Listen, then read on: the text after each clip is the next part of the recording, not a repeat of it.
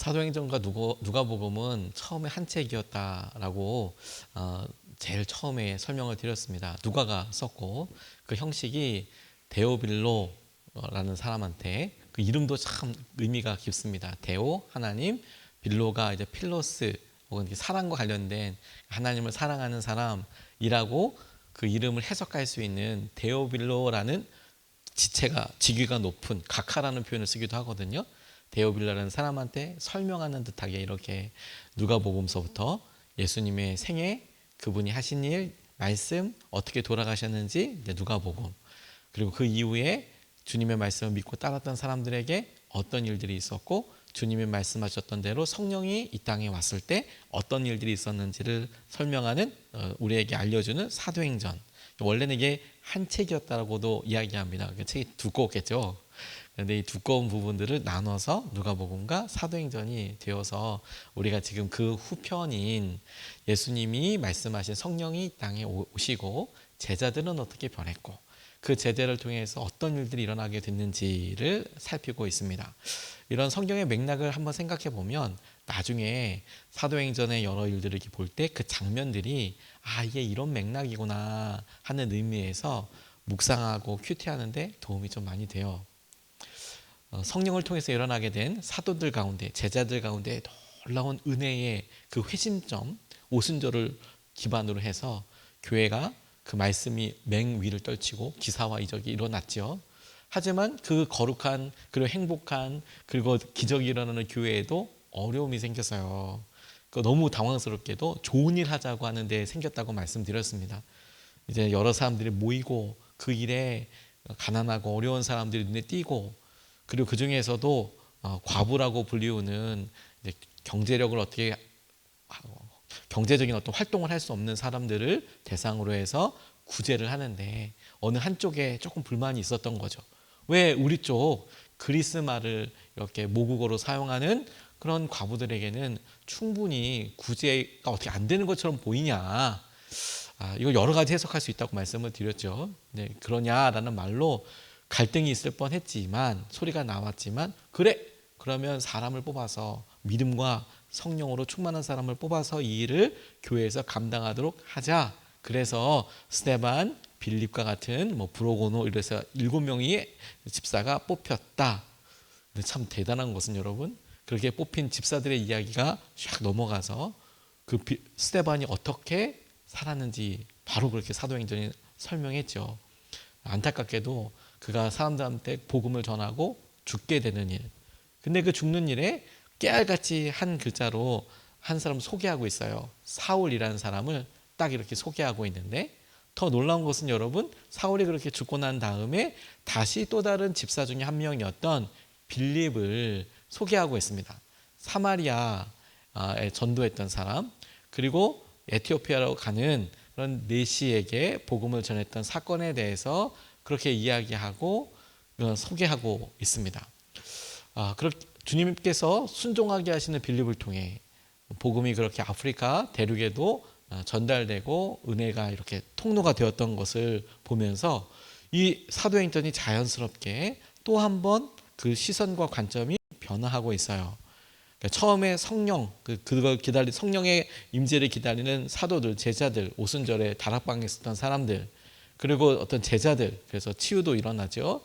그리고 그것에 대한 사람들 반응들, 그 다음에 교회의 갈등, 그 다음에 집사가 뽑히고 그 집사들이 스데반 어떻게 했고 빌립이 어떻게 했고 하면서 지금 관점이 샥 바뀌면서 스데반의 죽음에 함께했던 옷 지킴이로 있었던 사울이라는 사람을 통해 어떤 일을 하실지에 대한 쫙 주목하는 스포트라이트가 이렇게 바뀌게 됩니다. 사울과의 접점을 소개하고 그 중심을 사울에게로 옮기는데 여기까지만 해도 사람들은 상상할 수 없었던 일이 사울을 통해 계획되고 있었다는 것을 그러니까 사울은 계획한 게 아니고 하나님께서 사울에게 계획하고 있었던 것을 이제 오늘 우리가 보게 됩니다. 특별하게 사용하시기 위해서 준비해 놓으신 대안이자 은혜의 통로가 되는 것을 우리가 봅니다. 주님의 은혜, 주님의 계획하심을 우리 같이 좀 살펴볼 수 있겠다고 싶어요. 저는 오늘 이 본문 말씀이 참 은혜롭고 사울에게 있어서는 회심의 장면이고 놀라운 장면인데, 이 말씀을 이번에 묵상하면서 그런 시력, 보이는 것과 보이지 않는 것에 대해서 좀 주목해 보게 됐어요. 여러 질문들을 통해 받는 은혜가 그 질문에 따라서 참 새롭고 기쁨이지만, 저는 이렇게 보면서 그가 무엇을 보았던 것이고 무엇을 못 보았던 것이고 또 무엇을 새롭게 보게 된 것이고 그리고 보지 못하게 된 것인지에 대해서 질문해 보게 됐어요. 단순하게 외적인 사건으로 보면 그가 다마스쿠스로 가는 곳에서 눈을 멀 정도로 큰 밝은 빛을 봤다는 건데, 그의 시력이 그렇게 나중에는 3일 동안이나 못 봤다는 이야기인데, 근데 저는 이것에 영적인 메시지가 있다. 그것을 우리 같이 붙잡고 싶습니다. 첫 번째로 사울이 보지 못한 분이 계셨어요. 사울이 보지 못한 분, 제가 분이라고 표현한 이유는 예수님이죠. 예수님.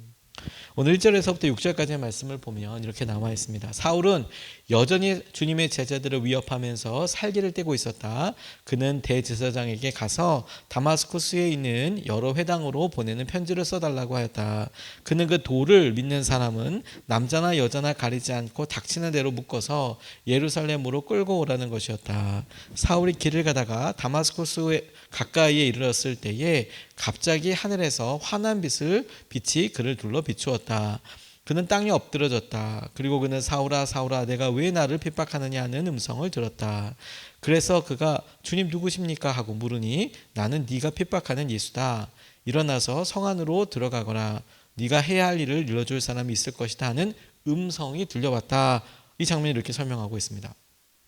대제사장에게 편지, 확인서 혹은 명령서를 받아서 예수님 믿는 사람들을 다 잡아 예루살렘으로 끌고 가겠다, 이 정도의 열정을 가지고 있는, 이거 뭐 누가 알아주는 것도 아닐 것 같은데 이런 정도의 열정이 있는 사울에게 다마스쿠스로 가는 길, 다메섹이라고도 불리우는 이 다메섹, 다마스쿠스로 가는 길에 주님께서 말씀하신 거예요. 근데 여러분, 사울은 예수님을 만나본 적이 없는 것처럼 보입니다.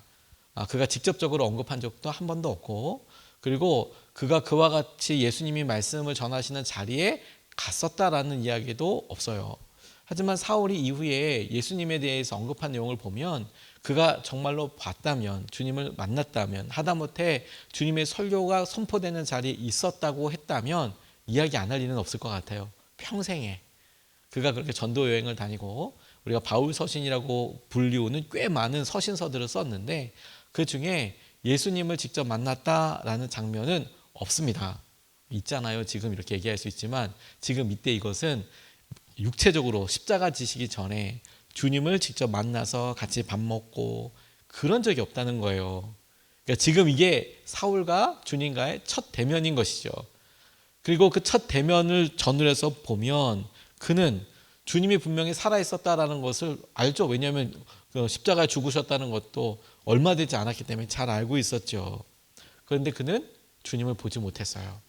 살아계신 주님을 만나지도 못했고 살아계신 주님을 직접 만나지도 보고 보지도 못하고 먹지도 못했다, 이렇게 단순하게 보는 것에서 저는 오히려 한 걸음 더 나아가 사울은 그분이 어떤 분이신지 보지 못했구나. 눈이 있었지만. 그런데 그러고 가만히 보면 지금 오늘 이 장면에서 강력한 밝은 빛으로 나타나신 주님을 이거 보았다고 표현할 수 있을까요? 어쨌든 시력을 잃어버리니까 사울이 보지 못했다고 해서 주님이 안 계신 것이 아니었잖아요. 오늘 이 장면에서 보니 그는 내가 예수 그리스도의 기적과 뭐 이런 거 다 못 봤어. 부활도 다 못 봤어. 다 몰라. 난 그분을 살았다. 그래, 그거는 바울의 시대에는 도무지 부인할 수 없을 테니까. 죽은 사람이지. 정치범이지. 하나님을 모욕했지. 이런 다양하게 자기가 의견을 갖고 있을지 몰라도 주님을 만나지는 못했어요.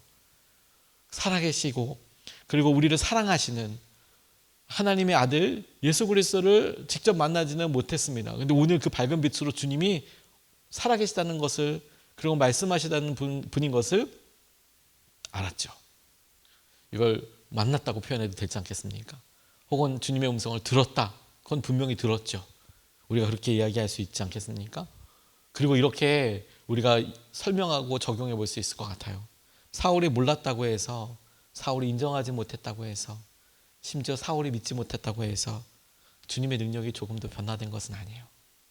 더 약해지거나 더 강해지거나 사울이 알던 모르던 주님은 살아계신 주님이었고 그 주님은 당신의 때와 당신의 계획대로 사울 앞에 나타나셨어요. 찾아오셨어요. 사울은 못 봤지만 그것과 상관없이 주님은 우리의 놀라우신 주님이세요.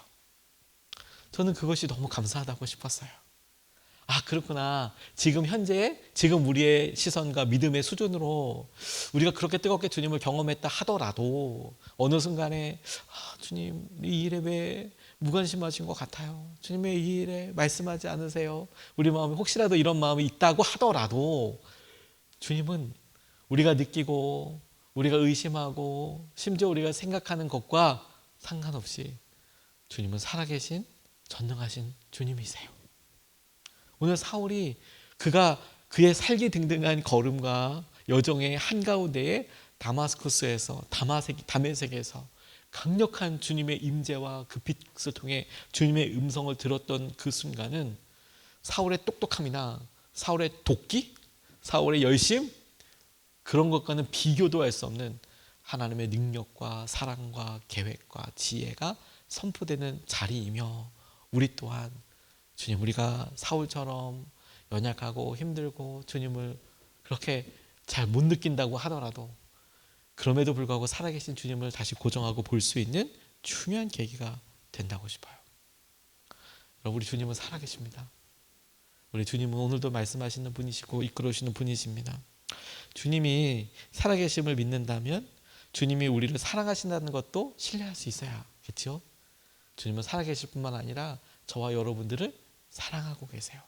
사랑한다는 표현은 아무런 관심 없이 우리가 어떤 일을 하든 어렵든 뭐 어떤 고민을 하든 그것에 관심 없는 분이 아니라 사랑으로 그 길을 인도하시고 우리에게 가장 선한 가장 좋은 것으로 허락하여 주실 계획을 갖고 계신 분이라는 거예요. 사랑이란 말 뒤에는 그런 여러분 우리가 영의 눈을 뜰 때 우리가 우리 앞에 막 있는 문제들을 중심으로 보는 게 아니라 우리가 주님 살아계신 그 주님을 바라보고 영의 눈을 떠서 주님께서 우리 가운데 가지고 계실 계획과 그 사랑을 우리가 기대하고 의지한다면 깨닫게 되는 주님의 은혜가 너무 많아요. 저는 아버지를 통해서 응급실에서 하나님을 다시 기도하고 만나게 되는 그런 계기로 회심을 하게 되었다고 말씀을 드렸는데 그런데 그 순간도 너무 그 기간이죠. 그 순간을 통해서 응급실에 조금 오래 계셨고 이후에 중환자실에 좀 상당히 오래 계셨는데 당시만 해도 중환자실 준중환자실이어서 중환자실이랑 똑같은데 조금 더 이제 간병을 할 수 간병까지는 아니고 면회가 조금 더 자유로운 그런 곳에서 굉장히 좀 오래 계셨어요. 좀 위험하다고. 그런데 제가 주님을 이렇게 경험하고 나서 굉장히 당황스럽고 놀라웠던 것은 뭐냐면 그날 그 시점 전에 주님께서 제가 그렇게 이런 표현이 조금 강하긴 하지만 다른 표현이 없어요. 그렇게 악하게 하나님을 외면하려고 하고 그렇게 집요하게 주님을 멀리하려고 하고 제게도 그런 시간이 있었거든요. 교회 잘 안 나가려고 하고 기도 같은 거 너무 싫고 하지만 어찌됐건 보이는 여러 일들과 상황들에 있어서 어렸을 때 교회 문화와 교회 목사 자녀로 자랐으니까 그런 것도 있지만 제 마음을 누가 이렇게 딱 잡아서 딱 열어본다면 제 안에 있었던 그런 거역과 이런 막 죄에 대해서 또 아마 놀랄 거예요. 그런데 아버지 그 일을 보고 제가 과거를 이렇게 보니까 하나님께서 이미 저에게 그런 좋은 친구도 만나게 해주시고 좋은 선배도 만나게 해주시고 좋은 사람도 만나게 해주셔서 가만 보니 그때는 전혀 그렇게 생각하지 못했는데 하나님께서 더 망가지지 않도록 하나님은 더 떠나지 않도록 심지어 하나님을 찾도록 보니까 제 주위에 그렇게 저를 독려해주고 저를 그렇게 축복해준 사람이 여럿 있었더라고요. 심지어 가난마저도 만약에 내가 그런 상황에서 우리 집이 부자였다면 나 얼마나 망가졌을까? 저는 도대체 얼마나 망가졌을까? 그런 생각을 할 만큼. 왜냐하면 이제 뭐 성년이고 돈도 많이 벌고 거기다 그러면 집에 뭐 걱정할 거 없으면 그 돈 가지고 뭐 했겠어요? 뭐 자신할 수는 없지만 아마 그 중에 일부는 나중에 후회하게 될 일에 이렇게 쓸 수도 있겠죠. 근데 뭐 돈 전혀 없고, 그러니까 뭐 월급 들어오면 다 집에 교회에 다 들어가게 되고, 보니까 가난마저도 주님께서 저를 정결하게 지켜주시고 주님께서 저의 마음을 붙잡게 하시는 먼저 베풀어 주신 은혜더라고요. 먼저 베풀어 주신 은혜. 사울이 여러분 빛과 같이 주님을 확 만난 다음에 주님, 내 악독함과 내 계획과 내 이런 열정과 비교할 수 없을 만큼 놀라운 영광으로 살아계신 주님, 그 주님의 임재 앞에 꼬꾸라지는 거예요. 오늘 여러분, 우리의 마음과 어떠함보다도 더 놀라운 주님의 살아계심 앞에, 그리고 그분의 전능하심 앞에 우리도 같이 반응하고 그분을 바라본다면, 여러분 오늘 우리의 처해 있는 고통과 상황을 넘어서시는 주님을 우리가 믿어야 한다는 거예요. 이 눈에 아무 증거 주님이 안 보여도 믿는다는 거예요. 두 번째, 아무것도 보이지 않는 시간에는 뭐 하는 거냐? 그것도 오늘 본문 말씀에서 제가 시력이라는 걸 중심으로 해서 오늘 본문을 다시 질문해 봤다고 했잖아요. 그런데 막상 사울은 그렇게 육신의 눈을 시퍼렇게 뜰 때는 주님 못 봤지 않습니까? 근데 주님을 강한 빛으로 만났어요. 보았다고 보기에는 그의 시력은 너무 무력했어요.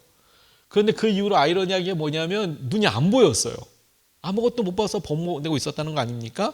7절에서부터 9절까지 말씀이, 그와 동행하는 사람들은 소리를 들었으나 아무도 보이지는 않았으므로 말을 못하고 멍하게 서 있었다. 주위에 있는 사람들은 그랬다는 거고, 사울은 땅에서 일어나서 눈을 떴으나 아무것도 볼 수 없었다. 정작 그는 아무것도 볼 수 없었어요. 그래서 사람들이 그의 손을 잡고 다마스쿠스로 데리고 갔다. 그는 사흘 동안 앞을 보지 못하는 상태에서 먹지도 않고 마시지도 않았다. 그러니까 그 강한 빛을 통해서 3일 동안 정작 그는 육신의 눈으로서는 아무것도 볼 수 없었다. 성경은 이렇게 설명하고 있습니다. 그가 시퍼렇게 살기등등해서 보고 다닐 때는 주님을 보지 못했어요. 근데 주님을 강한 빛으로 만나고 난 다음에 아이러니하게도 사울은 세상을 보지 못했어요. 그리고 온통 소리만 들었습니다. 주님을 마주하는 그 강한 순간에도 그는 본 게 아니라 들었습니다. 아무것도 보지 못했으나 정작 그가 보지 못한 것은 그리스도이고 사실 십자가이고 영적인 진리였었죠. 그런데 육신의 눈이 멀어버린 것은 그가 지금까지 영적인 눈이 보이지 않은 채로 살았던 것을 생각하면, 그 기간을 생각하면 눈이 안 보이는 이 3일 동안은 사실 굉장히 짧은 시간이죠. 아무것도 보이지 않는 이 시간에 그는 주님의 음성에 귀 기울였고, 그렇죠? 주님의 음성부터 들려왔으니까 네가 핍박하는 예수다라는 말을 들었죠. 자, 그리고 생각해 보게 돼. 아무것도 안 보이는 이 사울에게는 도대체 무슨 말이 들릴까? 무슨 메시지가 들렸는가? 이런 내용도 너무너무 궁금해요. 나중에 아나니아의 말이나 이런 걸 통해서 짐작할 수 있는 내용들은 있지만 정작 오늘 본문 말씀에서는 등장하지 않죠. 그리고 직접 주님께서 네가 핍박하는 예수다라고 말씀한 것처럼 어떤 분조름으로 명확하게 이 사도행전 이 부분에서는 설명하지 않습니다. 그러면 우리가 한번 거룩한 상상력을 통해서 생각해 볼 수 있죠. 질문해 볼 수 있죠. 무슨 메시지 들었을까? 그런 메시지를 질문해 보다가 오히려 왜 이렇게 누가는 설명할 것까를 보다 보니 메시지 자체도 참 중요하지만 그것보다 훨씬 더 영적으로 의미 있는 내용이 있겠더라고요. 잠잠히 주님의 음성을 듣기 위해 기다렸던 순간 자체가 큰 의미가 있는 것이다. 그가 하나님 예수 그리스도께서 살아계시네? 그걸 만났어요. 그리고 핍박하는 예수라는 말을 직접 들었어요. 그리고 3일 동안 그가 어떤 말씀을 정말 신비 가운데 들었을 수도 있을 것 같아요. 근데 적어도 성경 말씀을 보면 3일 동안 그가 눈을 뜨지 못하고 보지 못했다는 말에 온통 소리에 민감해질 수밖에 없지 않겠습니까? 도와주는 사람의 말도 들어야 하고 나중에 아나니아 말도 들어야 하고 그래서 갈 수 있는 거 아니에요? 그때 주님의 음성도 자연스럽게 귀 기울일 수밖에 없는, 눈이 멀었으니까 그렇게 되지 않겠습니까? 그래서 정작 우리가 주목하게 되는 건 뭐냐면 잠잠히 다른 사람들의 음성, 주님의 음성을 듣기 위해 기다렸던 이 순간이 큰 의미가 있는 것이죠. 그는 보는 사람이 아니라 듣는 사람이 됐어요. 그는 보고 계획하는 사람이 아니라 듣고 순종하는 사람이 됐습니다. 똑똑한 사람은 보고 분석도 하고 똑똑한 사람은 계획도 더 잘할 수 있죠. 그리고 사실 굉장히 도움이 되기도 합니다. 그런데 어리석어 보일지 몰라도 주님의 사람들은 듣고 순종하는 사람이 됩니다. 듣고 순종하는 사람. 안 보이니까 그 눈이 지혜, 사울 나름에 갖고 있었던 지혜의 눈이 가려지니까 드디어 그가 주님의 음성에 귀 기울이게 됐어요. 히브리어로 광야는 미드바르라는 단어를 씁니다. 그리고 말씀은 다바르라는 단어를 씁니다. 히브리어의 특성을 아는 사람들은 이 미드바르 광야와 다바르라는 말씀이 똑같은 어원에서 왔다는 것을 알게 돼요. 그리고 이 미드바르를 이렇게 좀 폭넓게 해석할 수 있다고도 합니다. 말씀이 들리는 땅, 다바 미드바르. 광야는 말씀이 들리는 땅이죠, 사실. 근데 말씀이 들리는 땅이에요. 놀랍지 않습니까? 말씀이 보이는 땅이 아니라 말씀이 들리는 땅이에요. 말씀이 들리는 시간. 우리의 마음에 여러분 가만히 생각하죠. 흔들릴 때, 정말 어려울 때 여러분 말씀을 읽으세요. 오늘 예레미야 시작이 되는데 말씀을 읽으십시오. 주님을 의지하세요. 주님을 의지한다는 게 도대체 어떻게 하는 건지 모를 때 여러분 단순하게 순종해 보세요. 주님, 이 상황에 내가 주님을 어떻게 의지해야 됩니까? 난 모르겠어요. 그렇다면 여러분 시키는 대로 하세요. 말씀을 보시고 조금이라도 좋으니까 여러분들의 당면한 그 문제를 주님 앞에 그냥 사실 그대로 미사여고 붙이지 않고, 하나님 이래요. 하나님 이 상황이 이렇습니다. 내 마음에는 솔직히 이렇게 듭니다. 그리고 말씀 읽은 대로 좀 기다려 보세요. 눈을 감고 기다려도 좋고, 시간을 정해놓고 기다려도 좋고. 그리고 주님이 이미 우리에게 알게 해주신, 그래 한 번 더 사랑해보자, 한 번 더 순종해보자. 공예배는 당연히 나가야지. 아는 것부터 순종하세요. 주님께서 우리의 마음속에 더 분명하게 당신의 어떤 음성을 반드시 들려주실 거예요. 제가 지난 주일에 친구 목사님 아버님이 돌아가셔서 장례식에 좀 밤늦게 다녀왔는데, 친한 목사님이기도 하고 뭐 이렇게 하다 보니 이제 좀 오랫동안 있었습니다. 그러다 보니 동기 이제 목사님들이 이제 몇몇 모이게 됐어요. 밤인데도 사역 끝나고 이제 다들 왔죠. 근데 그 중에서 박보영 목사님과 사역하는 동기도 있더라고요. 근데 박보영 목사님에 대한 어떤 뭐 평가나 이런 것들보다도 그 제 동기 목사가 요즘 뭐 길튼 교회라는 교회에서 사역을 하고 있다고 저도 한 뭐 20년 만에 만났어요. 근데 그 목사님이 박보영 목사님한테 들었던 이야기를 이렇게 얘기하더라고요. 그 교회에 은사 있는 사람들도 있고 막 그러다 보니까 사람들이 미혹되기도 쉽잖아요. 근데 박보영 목사님이, 저 들었습니다. 그 친구한테, 사역자들한테 이런 이야기 해주더래요. 은사 좋고 강력하지만 뭐 본다고 하는 사람도 있지 않냐. 뭐 본다고 하는 사람, 자꾸 뭐 보인다고 하는 사람, 난 2년 이상 가는 거 못 봤다. 이런 이야기를 하시더라고요. 왜냐면 미혹이 너무 심하니까. 미혹이 너무 심하니까. 하나님께서 보여주시고 하는 것들이, 그렇죠. 성령께서 보여주실 수도 있고 그렇죠. 근데 2년 이상 가는 거 못 봤다. 왜냐면 미혹과 광명한 천사로 둔갑하는 이 사단은 진짜 정말 어렵거든요. 그런데 여러분, 말씀 듣고 순종하는 사람은 평생 가는 거예요.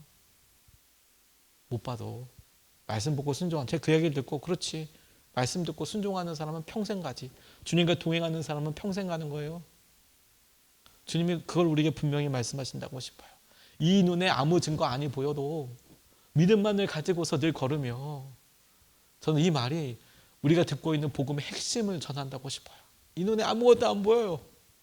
믿음만을 가지고서 주님을 따라가요. 주님이 살리세요. 오늘 대통령 선거 이 귀한 날에 우리가 보이는 것에 어떤 한계 있죠. 연약하죠, 여러분.